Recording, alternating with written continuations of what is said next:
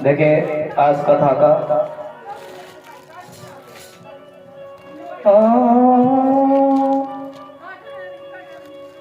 राधा मेरी स्वामिनी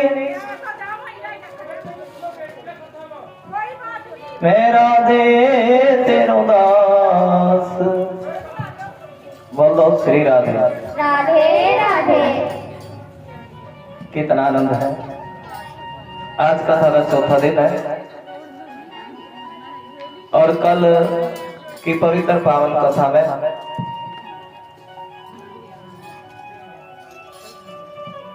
जिसके मन में लगन होती है, प्यास होती है, वो भगवान के चरणों में आकर के बैठता है।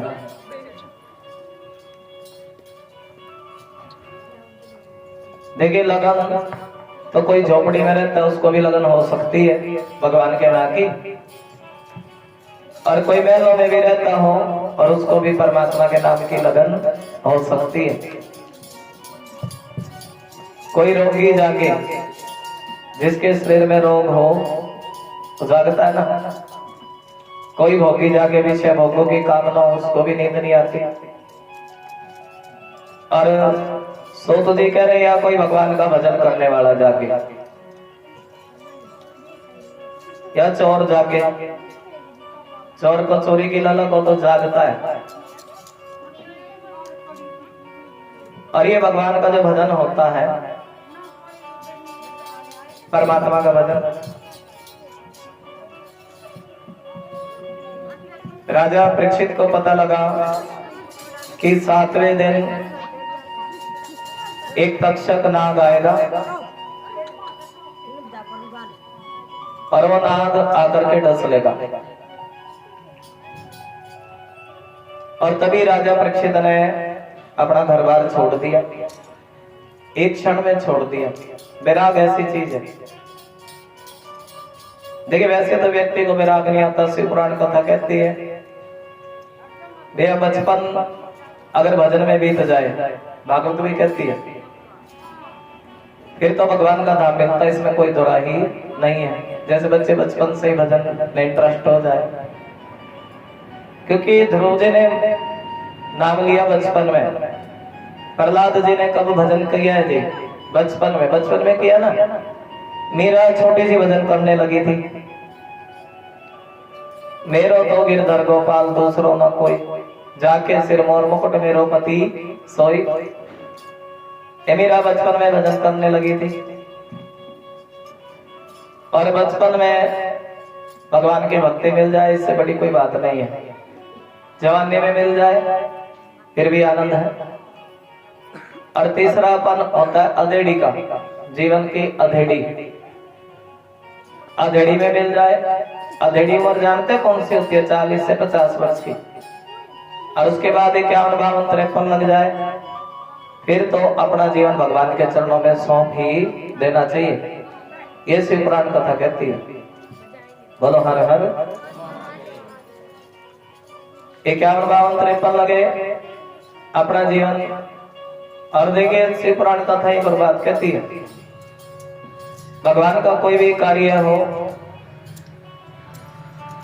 क्योंकि जब तक विश्वास नहीं होता है, आपको कथा के माध्यम से सुनाएंगे, विश्वास, भगवान पर विश्वास होना जरूरी है। क्योंकि बिना विश्वास के किसी को परमात्मा शिव मिलते नहीं है। क्यों जी पवन जी? विश्वास होता तभी भगवान मिलते हैं ना।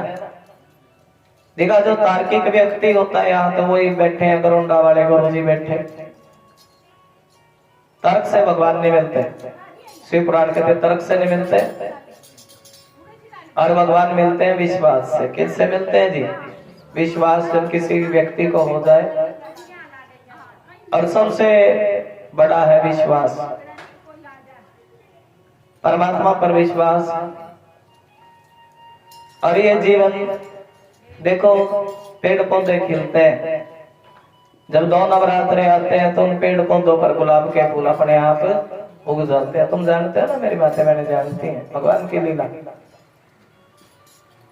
और ये मिट्टी के पुतले भी बनाने वाले कौन है जी? किसकी मोटी आंख बनाए, किसी की पतली बनाए, किसी को कैसा बनाए, किसी को गुना बनाए। ये विश्वास बहुत बड़ी चीज है। आनंद जी बोली सत्यनारायण भगवान की जय। और सब कुछ छोड़ करके आज जिस भावना से दरबार में आए, भगवान भाव स्वीकार कर। यहाँ देखिए, भाव का बेटा बहुत से पार है, आज की कथा में आपको सुना देंगे। और जब मेरे व्यक्ति को अपनी मृत्यु का पता लगता है,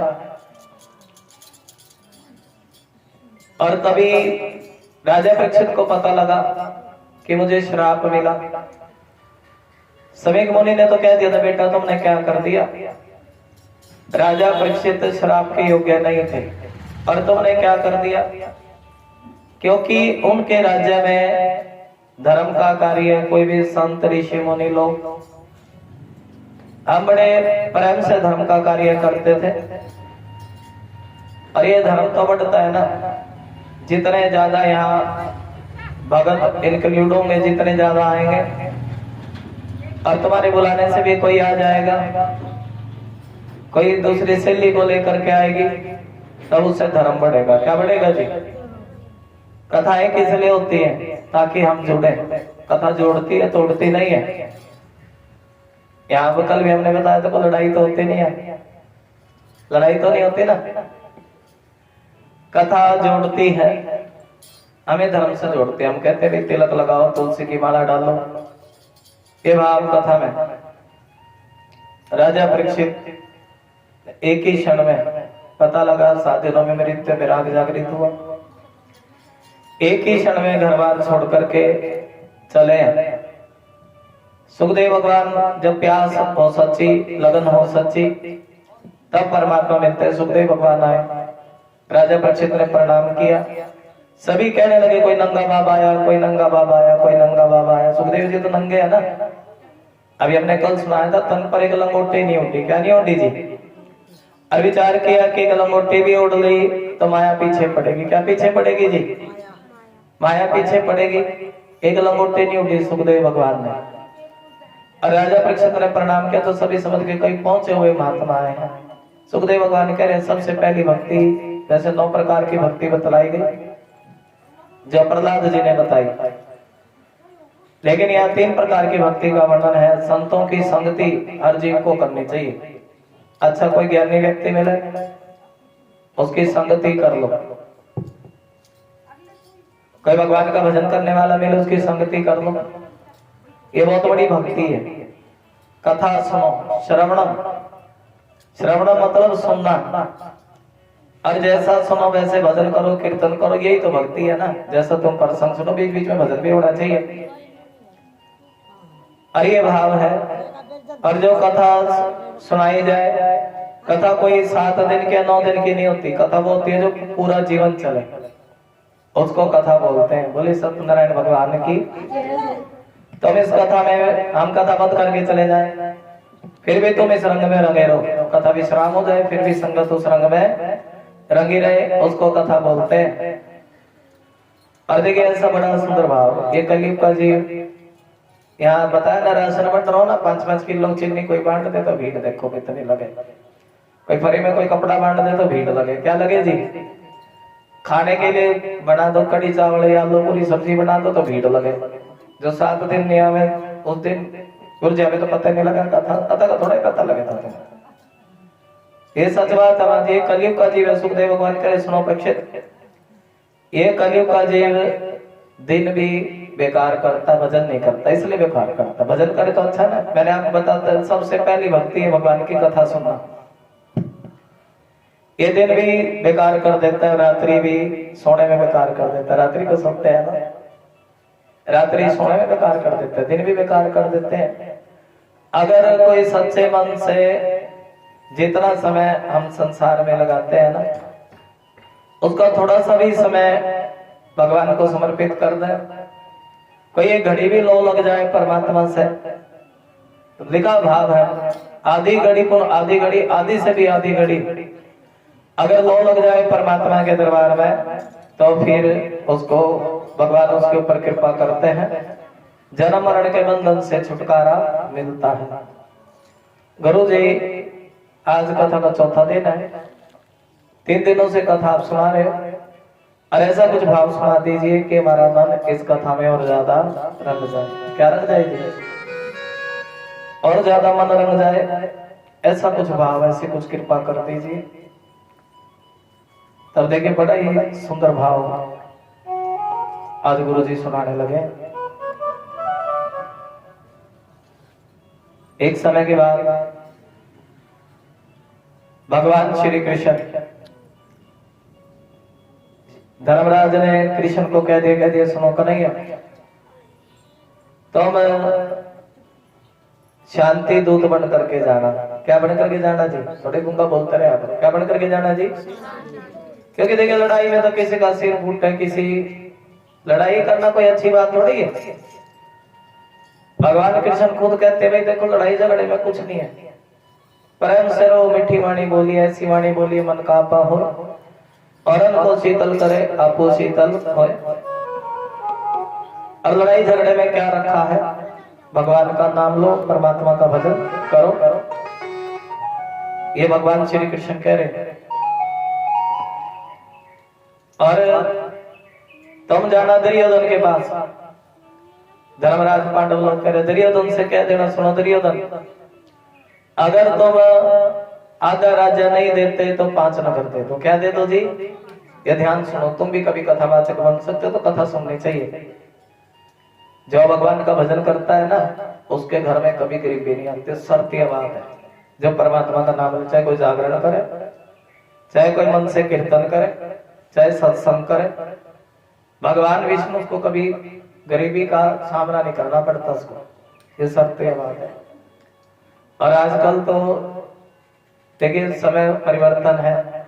जिनको भगवान ने सरस्वती माता का निवास दिया है, वो लड़कियां भी खूब प्रचार करती हैं। और ये भाव, लेकिन किसी न किसी गुरु का मिलना बड़ा जरूरी होता है। कोई भी हम प्रवचन सीखते हैं, सत्संग सीखते हैं, क्योंकि बिन गुरु ज्ञान कहाँ से मैं पाऊं। ये भाव भगवान के दरबार में। और बोलना, क्योंकि बोलना भी एक कला है, किसी को कुछ सुनाना ये भी एक कला है, और कला ही जीवन है। जीवन है क्या नहीं है? और शांति दूत बन करके गए, दुर्योधन के पास गए भगवान। दुर्योधन से कहने लगे सुनो दुर्योधन, अगर तुम इन पांडवों को आधा राज्य नहीं देते ना, इनको 5 नगर दे दो। क्या दे दो जी? 5 नगर दे दो। और इनको तुम 5 नगर भी नहीं देना चाहते, इनकी एक झोपड़ी बनवा दो। क्या बनवा दो जी? एक झोपड़ी बनवा दो। और लेकिन दुर्योधन के मन में लालच था। कहने लगा सुनो कृष्ण, अरे जब तक ये पांडव युद्ध नहीं करेंगे, और हमारे पास किस चीज की कमी है, हम 101 भाई हैं। कितने भाई जी? तो बोलते रहे करो 101। और ये पांडव तो सिर्फ 5 ही हैं, और ये 5 हमारा 101 का क्या बिगाड़ लेंगे? अभिमान करता दुर्योधन, धन मेरे पास ज्यादा। क्या ज्यादा जी? धन मेरे पास ज्यादा है, सेना मेरे पास ज्यादा, और ये इन पांडवों के पास है क्या? भगवान कह रहे इनके पास धर्म है। क्या है जी? धर्म। तुम झूठ बोलते हैं, सत्य बोलते हैं, जीत तो किसकी है जी? सत्य की। और इनके पास धर्म है, पांडवों के पास। और लड़ाई में कुछ नहीं रखा। लड़ाई में तो अनेक धन बर्बाद हो जाते हैं, माए विधवा हो जाती है, बच्चे अनाथ हो जाते हैं। लेकिन दुर्योधन क्या लगा सुनो कन्हैया, समझ आ रहा ना तुम्हें? जब तक ये पांडव लोग युद्ध नहीं करेंगे, तब तक इनको मैं 100 की नौकरी देने वाला नहीं हूं। क्या नहीं दूंगा जी? 100 की नौकरी नहीं दूंगा। और तब भगवान श्री कृष्ण को बड़ा गुस्सा है। देखिए भगवान, अरे दूसरे का हिस्सा खाना अच्छी बात है क्या? एक बाप के दो बेटे हैं तो दोनों का अधिकार हुआ क्या नहीं हुआ? तब भगवान कृष्ण देखे पर भगवान कन्हैया कहते हैं, कृष्ण कहते हैं, भोलेनाथ कहते हैं, भाई जो दूसरे का हिस्सा खाता है, किसका हिस्सा खाता है जी? बोलो जय श्री कृष्ण। जो दूसरे का हिस्सा खाता है, तो मैं भोलेनाथ की भी कथा सुनाएंगे, कन्हैया जी की। जो दूसरे का हिस्सा खाता है ना, उसका खुद दूसरे की मेहनत नहीं खानी चाहिए, उसका खुद का विनाश हो जाता है। ये भागवत कथा कहती है, शिव पुराण कथा कहती है। दूसरे का हिस्सा जो खाता है, कभी दूसरे का हिस्सा नहीं खाना चाहिए। और जाओ तुम दूसरे का हिस्सा खाते हो और जाओ तुम्हारा विनाश। मामा शकुनी कह रहे हैं, शकुनी दुर्योधन के मामा, अरे दुर्योधन तुम क्या कर रहे हो? तुम जानते हो अगर भगवान श्री कृष्ण नाराज हो गए ना, तो हम युद्ध में जीत नहीं सकते। भगवान नाराज हो गए तो हमारा जीतना बड़ा मुश्किल हो जाएगा। और ये तुम क्या कर रहे हो? मेरी बात ठीक आ रही है सभी को? ये तुम क्या कर रहे हो? वैसे तो भगवान कृष्ण की कृपा जब कथा बोलते हैं तो गला कैसा भी लगना अच्छा होता है। ये तुम क्या कर रहे हो? और कुछ भी करो, कन्हैया को अपनी तरफ मिलाओ। क्या करो जी? अब दुर्योधन ने पूछ लिया मामा से, अरे मामा सुनी ये बताओ कि कन्हैया को अपनी तरफ कैसे मिलाया जाए, कैसे मिलाएंगे? तब शकुनी कहने लगा, सुनो दुर्योधन, भगवान को अपनी तरफ मिलाने का एक ही उपाय है कि भगवान को 56 प्रकार का भोग बड़ा अच्छा लगता है। और तुम एक काम करना, भगवान को निमंत्रण देना 56 प्रकार के भोग के लिए। इन्वर्टर में लगा दो जी लाइट, पवन जी इन्वर्टर में लगा दो। हाँ तारी लगी होगी। एक बार जिसको अच्छा लग रहा है ताली बजा दो।